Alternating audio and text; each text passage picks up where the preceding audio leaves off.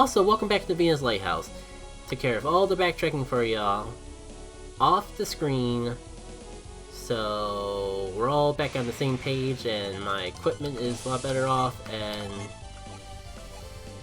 oh god, I can never tell apart these enemies and stronger versions. So I don't know if these are the stronger versions or the weaker versions. You remember these guys. We came across the super strong ones that I'm worried about at Void Island already. So I'm gonna just... the good news is that as soon as we see their attack pattern in action, or just a lack of attack pattern action, I'll be able to tell them apart immediately.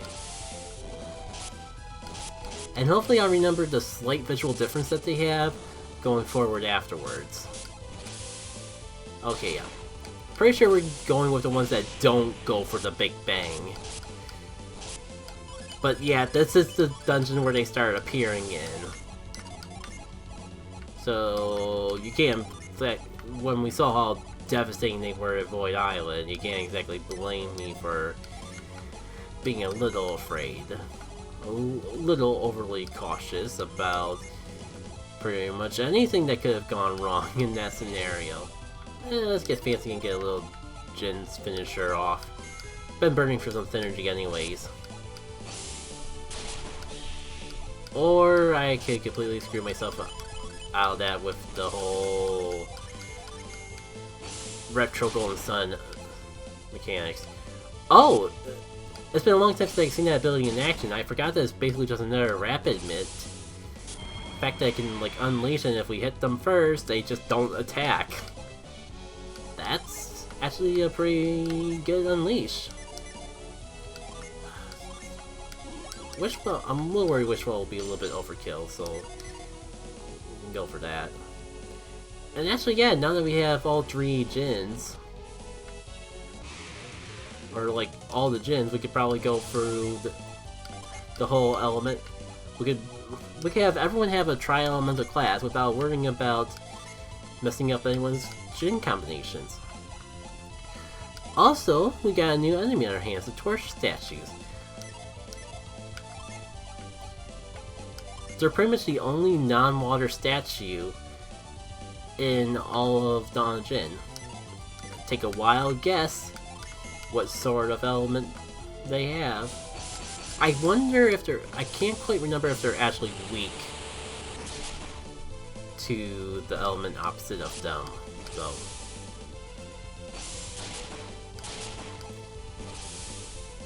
And that reminds me of Zeus Suns exists. Almost forgot that was a thing. But that's actually one of the elemental classes that the Jack Adept could possibly have. Maybe I'll like go through a couple battles with that and then mess around with some tri-elemental classes. As comfortable as I've been in the default classes, it kind of would be unfair to do a playthrough of Dawn of Djinn and not show off all that stuff in action. Okay, that's fine. Oh, cool, you can get rid of stats boost. I completely forgot about that. I want to test to see if you're weak to water, because if you haven't been able to tell yet, its attacks are all fire-based. Especially with literally doing a blessing of fire. Apparently, like, that's a mistranslation, and it's supposed to actually be fire breath. I didn't really know that going to Dawn of Djinn, so I think in version 2 I'm actually good enough, especially now that I'm more comfortable with messing with the text. Yeah, Arctic Slice is a water unleash. It's weak to water. But yeah, I think I've already like adjusted the text for those quote-unquote blessings to be like fire breath and ice breath and etc. So feels so weird to actually reach level 27 at this point though. Mostly because I'm so used to like having to grind to level 28 for the rest of Void Island. So I guess we're at least well prepared for that. And don't let me forget, I want to get the item in there. I think it's essentially the same as the Vanilla Golden Sun, but it's still a good item that I would like to get my hands on. I just don't remember how to get to it. Nightmares aren't quite new, pretty sure we've seen them in the past. Scary sleepy monsters. Not exactly helped by the fact that they're going for that so quickly. Were they really weak to Earth? I mean, I guess. I think like they were their original setup is like water and wind synergy, so I guess it would make sense that they'd be at least somewhat. If they're wind based, then they would make sense that they're semi-weak to Earth at the very least. It's a little overkill, but just so I can say I at least showed off the synergy was in action. I get the feeling they won't be using Cold Break too often now that we have Pyrid. But still would be pretty good to showcase at least once. Cool, got the rainbow finish. Which makes this whole attack boosting feel a little too late, but yeah, you do a little ice attack and reverse their stats back to normal. And yeah, it attacks.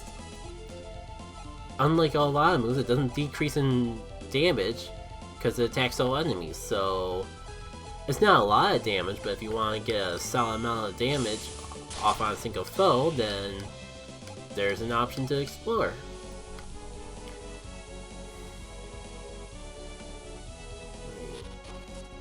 Okay, this is how you get to it. Thunder Crown. It looks kind of cursed. I don't recall if I had... Okay, it is still cursed, but at least in this game we can remove cursed items without much consequence. Replenish the synergy points to at least make it a good enough recovery to justify the curse. Debatably not.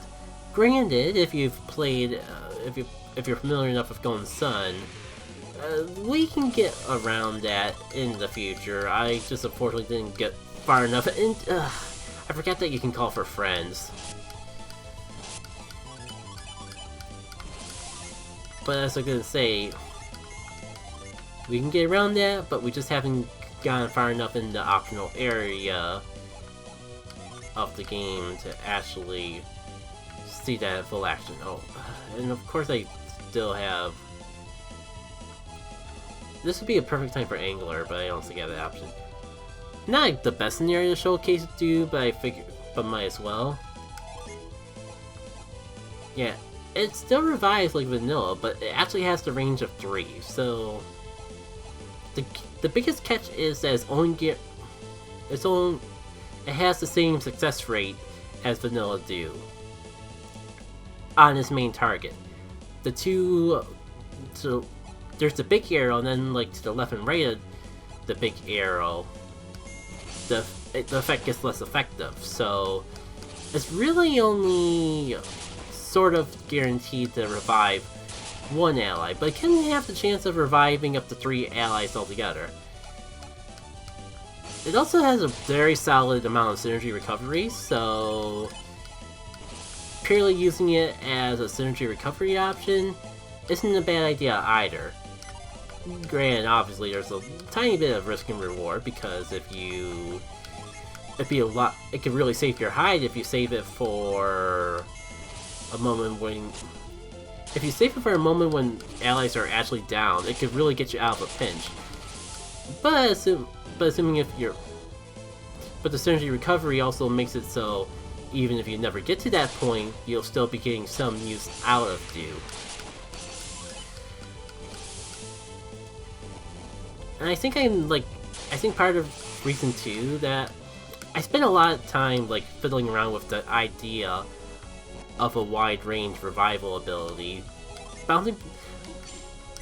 Took a lot of playtesting and bouncing between various ideas before settling on one that felt good, but not too broken. And I think this 3 range of do is a good example. Oh, how did I forget which ones are the bad ones? I literally call them ticking rock, like a ticking time bomb. Okay. Nevertheless, now might not be the worst time to actually try to take them out this time instead of just letting them go boom DA, because I think I talked about it in when we first fought against them on Void Island. But they have a pretty good drop. At least from what I remember, it's a pretty good drop if we defeat them. It's not a guaranteed drop, but it's worth like trying for and just seeing if we can get it. It would suck if they decided to go boom DA right away, but I guess we'll take that risk. Okay, already going for the power charge.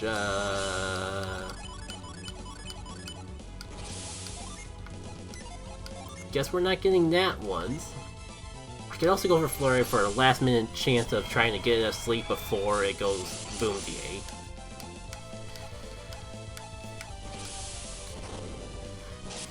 Meanwhile, get a little chip damage. Might be overkill, but honestly overkill's better than no kill. Cool, rainbow finish. I mean, we did wake up the other one, but at least I'd be very surprised if at this point we didn't just finish it off real soon with all the extra damage that we're getting off on it. And because I got the rainbow finish on one of them, I don't feel as bad about going for the rainbow finish on the other one. They do have, I believe, one of the strongest attacks that a non-boss enemy can do in the game, so finishing them off quick enough is a reward in of itself. They pretty much are made for things like Chasm and Mirage. Worth also not exactly an intent when making stuff like Dawn of Djinn, but a realization after the fact. It also makes also gives a purpose to defending. Wow, we're already at level 28. Oh my god, I was not expecting this far. And this potion, was I really hyping up a potion this entire time? Possibly. I have to double check the code to be sure, but I assume we didn't get that drop from the weaker variant. Oh, and I had Hail equipped this whole time. I've noticed I haven't really been using as many Djinn charms as I thought. Like, I definitely could just spam Bane a bunch more and have some fun with Poison, but I guess I can't exactly blame myself with how devastating the enemies are. I guess I could try on the Grand Golem because it can take a bit of punishment, and some extra chip damage with Poison or something wouldn't be a bad option. Let's see, do we get the Venom? We do. The only downside with Venom and Poison as an extension, if the Poison / Venom finishes off the enemy, I believe you do miss out on any experience they would give. It's been a long time since I've really paid that close of attention, but I just for some reason recall that being how it works. So like, I can help chip away a foe, but like if you get finished off by the Poison and all that effort you put into trying to finish them off yourself goes to waste, that can be a little feels bad, I suppose. 98, perfect.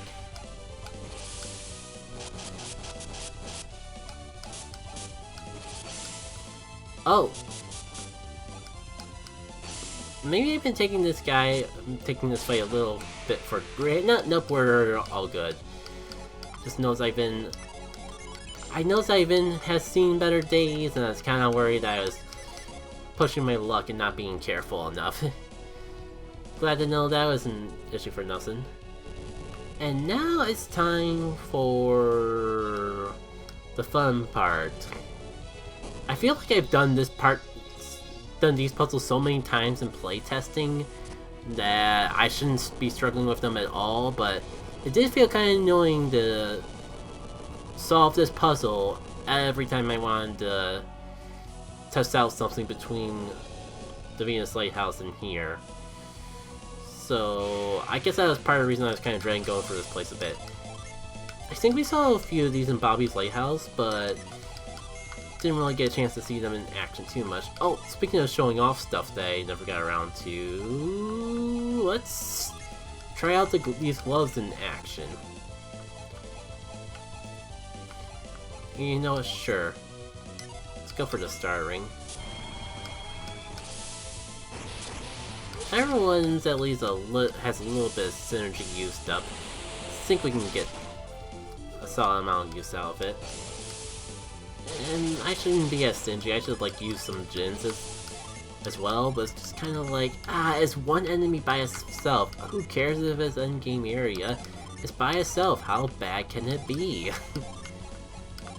The answer is truthfully very bad, but we won't pay too much mind to it. It only had like, it had less than 9 HP left anyways. We're good. Also, didn't I promise that I'd be playing around more with classes, but never actually did? Let me see if I can alleviate that real quick.